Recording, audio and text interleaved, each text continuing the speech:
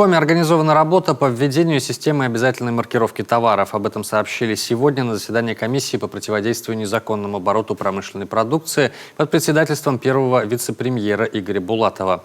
В частности, со следующего года вводится обязательная маркировка молочной продукции, что значительно снизит долю контрафакта. Подробности знает Алексей Корчма. Кашу маслом не испортишь. Видимо, так решили кировские коммерсанты, отправляя фальсифицированное сливочное масло в Летский психоневрологический интернат. В пробах продукции эксперты нашли стерины и подтвердили растительные жиры. Уникальность истории в том, что вся партия ранее уже была списана. Эта партия продукции уже признавалась фальсифицированной на территории Кировской области, и ее было предписано уничтожить.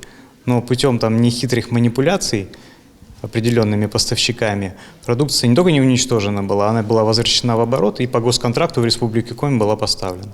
Информационная система «Меркурий» помогает раскрутить всю цепочку от производителя до конкретного поставщика. Фальсифицированное масло из Летского психоневрологического интерната в итоге вернули, но подобных случаев еще много. Опасные продукты с непонятными примесями, красителями и заменителями по госконтрактам поставляют в школы, больницы и детские сады республики. Системный вопрос, который решался в рамках комиссии, решается и будет решаться. Это внимание к предотвращению поставок в бюджетную сферу продукции, не соответствующей установленным требованиям.